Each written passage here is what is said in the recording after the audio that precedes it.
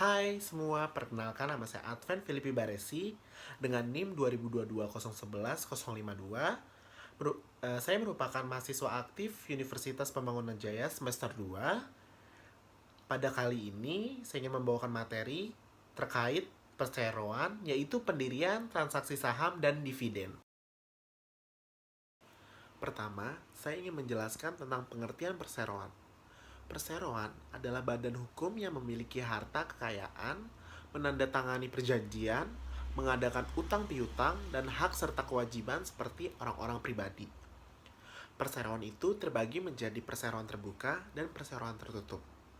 Perseroan terbuka adalah jika saham-sahamnya dapat dibeli oleh masyarakat bebas, sementara dikatakan sebagai perseroan tertutup jika saham-sahamnya hanya dimiliki oleh kalangan tertentu saja.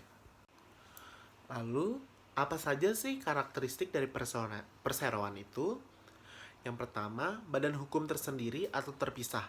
Maksudnya di sini adalah perseroan sebagai badan hukum yang berdiri sendiri, terpisah dari pemiliknya, yang kita sebut sebagai pemegang saham. Selanjutnya, perseroan itu memiliki hak sebagaimana dengan hak yang dimiliki oleh manusia. Bagaimana sih maksudnya? Maksudnya adalah dapat melakukan pembelian, pemilikan, dan penjualan harta kekayaan atas namanya sendiri, bukan atas nama perusahaan. Meskipun dalam akuntansi dianggap sebagai harta tersebut milik perusahaan, namun secara hukum harta tersebut adalah milik pribadi. Selanjutnya adalah pendirian perseroan di Indonesia. Langkah pertama untuk membentuk perseroan adalah pendiri harus memeriksa apakah nama perseroan yang akan diajukan belum digunakan oleh perusahaan lain. Hal ini dapat diperiksa melalui kantor Menteri Perdagangan. Setelah itu, seluruh pendiri harus menandatangani akta perusahaan di depan notaris. Nah, kemudian notaris akan memasukkan aplikasi pendirian ke kantor Menteri Hukum dan HAM. Akta pendirian harus mencakup anggaran dasar perusahaan dan informasi lain berkaitan dengan pendirian perusahaan. Biaya-biaya yang mungkin timbul dalam mengelola perseroan meliputi imbalan jasa untuk konsultasi hukum, pajak, imbalan jasa untuk badan pemerintah, imbalan jasa untuk mengurus perizinan, dan biaya promosi. Lalu, materi selanjutnya saya akan membahas transaksi saham. Pada transaksi saham ini, pertama saya akan membahas ekuitas pemegang saham. Apa sih ekuitas pemegang saham itu? Ekuitas pemegang saham dalam satu perusahaan umumnya terdiri dari sejumlah besar unit atau lembar saham. Setiap saham memiliki hak dan keistimewaan tertentu yang hanya dapat dibatasi oleh kontrak khusus pada saat saham diterbitkan. Seseorang harus meneliti anggaran dasar perusahaan, sertifikat saham, dan ketentuan hukum negara bagian untuk meyakinkan pembatasan atau variasi dari hak dan keistimewaan standar. Jika tidak ada ketentuan yang membatasi, maka setiap saham memiliki hak-hak sebagai berikut. Yang pertama, untuk membagi laba dan rugi secara proporsional, untuk ikut serta dalam manajemen, atau hak untuk memilih direktur secara proporsional. Ketiga, untuk membagi aktiva perusahaan apabila terjadi likuidasi secara proporsional. Dan yang terakhir adalah untuk ikut serta secara proporsional dalam setiap penerbitan saham baru dari kelompok yang sama atau disebut sebagai hak istimewa. Ekuitas pemilik biasanya dalam perseroan disebut sebagai ekuitas pemegang saham dalam neraca perseroan bagian ekuitas pemegang saham. Sumber pertama adalah modal yang ditanamkan ke perseroan oleh para pemegang saham dan lainnya, yang lazim disebut sebagai modal yang disetor. Sumber kedua adalah laba bersih ditahan dalam bisnis. Selanjutnya, saya akan menampilkan contoh dari bagian ekuitas pemegang saham dalam neraca perseroan, yaitu sebagai berikut. Pertama adalah modal disetor. Saham biasa dan laba ditahan berada di sebelah debit, yaitu saham biasa sebesar 330 juta dan laba ditahan sebesar 80 juta. Sehingga total ekuitas pemegang saham di sebelah kredit sebesar 410 juta. Yang merupakan hasil penjumlahan dari saham biasa sebesar 330 juta ditambah laba ditahan sebesar 80 juta. Maka diperolehlah total dari ekuitas pemegang saham sebesar 410 juta. Selanjutnya, kelas saham. Bila hanya ada satu jenis saham yang diterbitkan, saham ini disebut sebagai saham biasa. Dalam hal ini, setiap saham biasa memiliki hak yang setara. Untuk dapat menarik pasar investasi yang lebih luas, perseroan dapat menerbitkan satu jenis saham atau lebih dengan berbagai keistimewaan. Contohnya adalah keistimewaan untuk memperoleh dividen lebih dahulu. Saham semacam ini biasanya disebut sebagai saham preferen. Hak untuk memperoleh dividen untuk saham preferen biasanya dinyatakan dalam istilah moneter atau sebagai presentase atas nilai nominal. Sebagai tambahan untuk keistimewaan dalam pembagian dividen, saham preferen dapat diberikan keistimewaan untuk memperoleh aset jika perseroan mengakhiri usahanya dan dilikuidasi. Akan tetapi, klaim kreditor harus dipenuhi terlebih dahulu. Pemegang saham preferen berada di urutan berikutnya untuk menerima sisa aset, diikuti oleh pemegang saham biasa. Selanjutnya adalah perbandingan pembagian pendapatan setiap tahun untuk saham biasa dan saham preferen. Jadi di sini terbagi menjadi 3 tahun, yaitu 2020, 2021, dan 2022.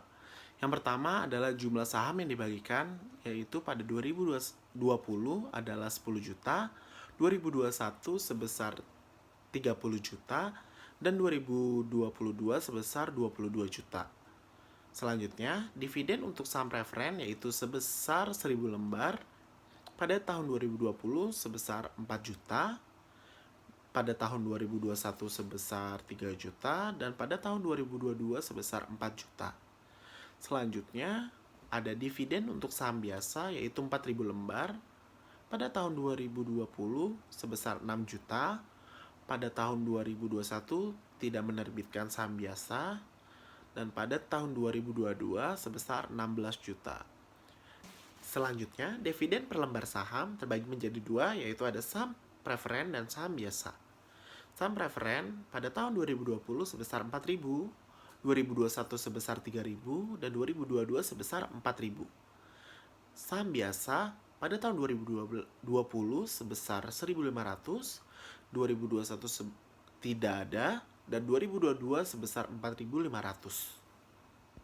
Selanjutnya, penerbitan saham. Saham seringkali diterbitkan oleh perseroan pada harga lain nilai nominalnya. Karena nilai nominal saham secara sederhana merupakan modal hukumnya. Harga jual saham yang ditetapkan oleh perseroan tergantung pada berbagai faktor, yaitu seperti kondisi keuangan, catatan pendapatan dan catatan dividen perseroan. Selanjutnya, harapan investor terhadap kemampuan perseroan menghasilkan pendapatan potensial. Dan terakhir, kondisi dan prospek bisnis dan ekonomi secara umum. Jika saham diterbitkan pada harga nilai nominalnya, berarti saham telah dijual pada harga premium atau agio. Sebaliknya, jika saham diterbitkan di bawah harga nominalnya, maka saham dijual secara diskon atau disagio. Perseroan yang menerbitkan saham harus menyimpan catatan mengenai pemegang saham untuk menerbitkan cek pembayaran dividen serta membagikan laporan keuangan dan laporan lainnya. Perseroan terbuka biasanya menggunakan lembaga keuangan seperti bank untuk keperluan ini. Selanjutnya, ada saham harga premium. Saat saham diterbitkan pada harga premium, akun kas atau aset lainnya didebit sebesar jumlah yang diterima. Saham biasa atau saham preferen kemudian dikredit sebesar nilai nominalnya. Kelebihan jumlah yang dibayarkan di atas nilai nominal merupakan bagian dari total investasi pemegang saham dalam perseroan. Dengan demikian, kelebihan di atas nilai nominal harus digolongkan sebagai bagian dari modal disetor. Akun bernama agio saham biasanya dikreditkan sebesar jumlah selisih tersebut. Saat saham diterbitkan, dengan mempertukarkan aset selain kas, seperti tanah, gedung, dan perlengkapan, maka aset yang diperoleh harus dicatat pada nilai pasar wajarnya. Jika nilai tersebut tidak dapat ditentukan secara objektif, maka nilai pasar wajar saham yang diterbitkan dapat digunakan. Selanjutnya, saya akan memberikan contoh. Diasumsikan PT Cahaya Gemilang menerbitkan 2.000 lembar saham preferen dengan nilai nominal 50.000 untuk mendapatkan modal tunai sebesar 55.000. Ayat jurnal untuk mencatat transaksi ini adalah sebagai berikut. Pada akun kas, yaitu di debit sebesar 110 juta, pada akun saham preferen sebesar 100 juta di kredit, dan agio saham preferen sebesar 10 juta. Kas didapatkan senilai 110 juta, itu didapat dari saham preferen sebesar 100 juta ditambah dengan agio saham preferen 10 juta. Jadi saham preferen ini diperoleh dari 50 juta dikali 2.000 lembar, dan kasnya didapat dari 2.000 lembar dikali 55 juta, sehingga agio sahamnya itu diperoleh dari 110 dikurang 100 juta, sehingga agio saham pada saham preferen adalah 10 juta. Jika saham diterbitkan dengan mempertukarkan aset kas seperti tanah gedung, sebagai contoh diasumsikan perseroan memperoleh tanah yang tidak dapat ditentukan nilai pasar wajarnya dengan mempertukarkan 10.000 lembar saham biasa dengan nominal 10.000. Sebagai contoh, diasumsikan saham memiliki nilai pasar pada saat ini 12.000 per lembar saham. Transaksi ini dicatat sebagai berikut. Tanah sebesar 120 juta, saham biasa sebesar 100 juta, dan agio saham sebesar 20 juta. Tanah di debit sebesar 120 juta didapatkan dari 12.000 per lembar saham dikali dengan 10.000 lembar saham. Jadi totalnya adalah 120 juta. Saham biasa adalah dikali dengan nilai nominalnya, yaitu 10.000 lembar per saham dikali dengan lembar saham, yaitu 10.000, sehingga mendapatkan 100 juta. Agio saham biasa didapatkan dari harga tanah, yaitu 120 juta dikurang saham biasa sebesar 100 juta, maka diperolehlah agio saham biasa sebesar 20 juta. Selanjutnya adalah saham tanpa nilai nominal. Saham tanpa nilai nominal merupakan saham yang dikeluarkan perusahaan yang tidak mempunyai nilai tercetak dalam sertifikat saham. Alasan pengeluaran saham tanpa nilai nominal adalah: pertama, untuk menghindari kemungkinan timbulnya utang bersyarat jika saham dikeluarkan dengan harga di bawah nilai nominal. Selanjutnya, untuk menghindari kerancuan hubungan antara nilai nominal dengan nilai pasar saham. Akuntansi pengeluaran saham tanpa nilai nominal seperti halnya saham dengan nilai nominal. Sebagai contoh, diasumsikan sebuah perseroan menerbitkan 10.000 lembar saham biasa tanpa nilai nominal seharga 40 per saham, dan pada tanggal berikutnya menerbitkan 1.000 lembar saham tambahan seharga 36. Ayat jurnal untuk mencatat saham tanpa nilai nominal adalah sebagai berikut. Pertama adalah jurnal untuk menerbitkan 10.000 lembar saham biasa tanpa nilai nominal seharga 40. Jurnalnya adalah kas di debit 400.000 dan saham biasa di kredit sebesar 400.000. Jadi untuk memperoleh 400.000 ini, 10.000 lembar saham dikali dengan nilai nominalnya yaitu sebesar 40, maka diperolehlah harga masing-masing 400.000. Selanjutnya adalah jurnal untuk menerbitkan 1.000 lembar saham biasa tanpa nilai nominal seharga 36. Berikut adalah jurnalnya. Kas 36.000 pada saham biasa 36.000. Diperoleh dari 1.000 lembar saham dikali dengan nilai nominalnya yaitu 36, sehingga diperoleh masing-masing 36.000. Selanjutnya, transaksi saham treasury. Transaksi saham treasury adalah saham perusahaan yang dibeli kembali dari peredaran untuk sementara waktu. Alasan pembelian kembali saham yang beredar adalah untuk menaikkan harga pasar saham, akan dijual kembali pada karyawan perusahaan, akan dibagikan sebagai dividen, dan untuk menukar surat-surat berharga perusahaan lain. Penjualan saham treasury. Ada dua metode yang digunakan, yaitu penjualan saham treasury di atas harga pokoknya. Apabila harga jual saham treasury lebih besar dari harga pokoknya, maka perbedaan ini dikredit ke modal disetor dari saham treasury. Selanjutnya, penjualan saham treasury di bawah harga pokok. Apabila saham treasury dijual di bawah harga pokok, maka kelebihan harga pokok atas harga jual didebit ke modal disetor dari saham treasury. Selanjutnya, penarikan saham treasury. Dewan direksi dapat menyetujui penarikan saham treasury. Penarikan saham treasury mempunyai status sebagai saham yang diotorisasi dan saham yang belum diterbitkan. Pengaruh akuntansinya adalah sama dengan penjualan saham treasury. kecuali bahwa debit dilakukan ke akun modal di setor yang dapat diaplikasikan ke penarikan saham bukan ke kas. Selanjutnya, saya akan membahas tentang dividen. Dividen merupakan pembagian keuntungan atau laba yang dibagikan kepada para pemegang saham. Pembagian dividen merupakan hasil keputusan Dewan Direksi. Namun, harus dipertimbangkan jumlah ketersediaan dana yang ada. Apakah dana yang tersedia dapat dipergunakan untuk dividen? Di dalam pengambilan keputusan mengenai ketersediaan dana, peran nasihat hukum sangatlah penting. Perusahaan besar yang telah berhasil membayarkan sebagian besar pendapatannya dalam bentuk dividen. Sebaliknya, perusahaan yang baru bertumbuh dapat membayarkan sebagian kecil dari pendapatannya dalam bentuk dividen dan sebagian besar dari keuntungan yang diperoleh digunakan untuk membiayai ekspansi.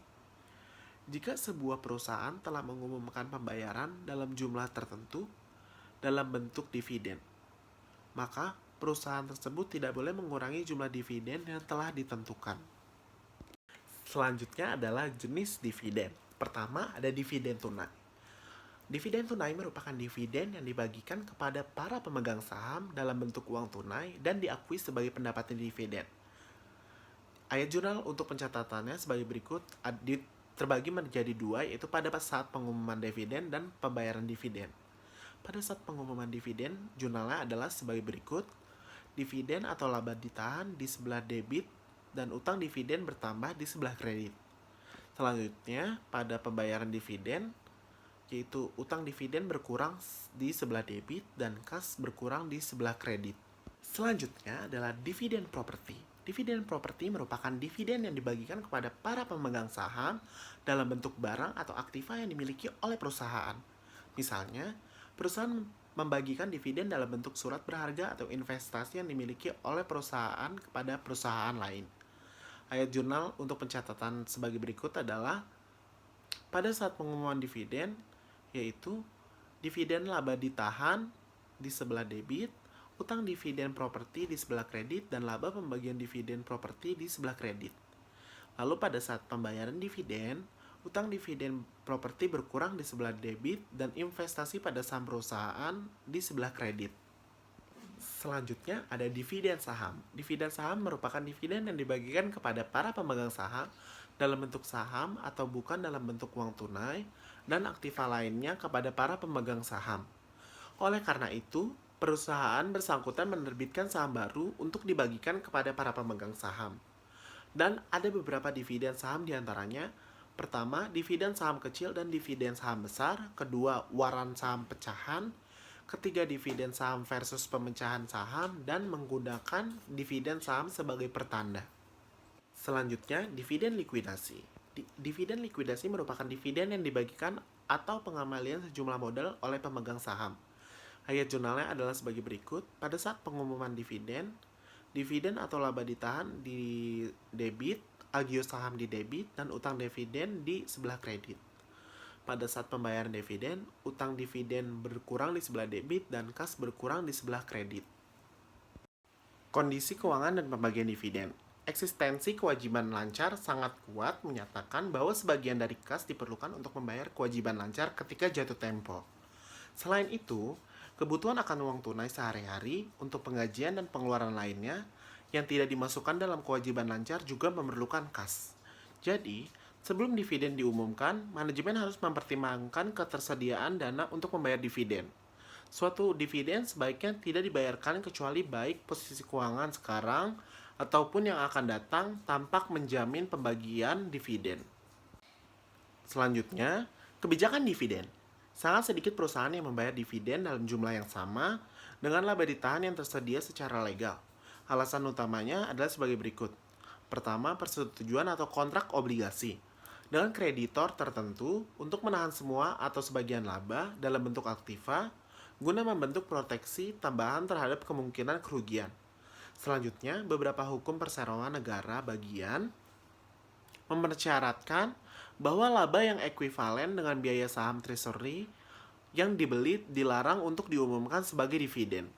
Selanjutnya, kerugian untuk menahan aktiva yang tidak dibayarkan sebagai dividen guna membiayai pertumbuhan atau ekspansi Keinginan untuk memperlancar pembayaran dividen dari tahun ke tahun dengan mengakumulasi laba dalam tahun-tahun yang menghasilkan laba dan menggunakan akumulasi itu sebagai dasar untuk membayar dividen tahun-tahun yang buruk. Dan terakhir, keinginan untuk membentuk perlindungan atau penyangga terhadap kemungkinan kerugian atau kesalahan dalam kalkulasi laba. Baik, sekian dari penyampaian materi yang telah saya jelaskan mengenai perseroan, yaitu pendirian transaksi saham dan dividen. Jika ada kesalahan kata, mohon dimaafkan. Terima kasih dan sampai jumpa.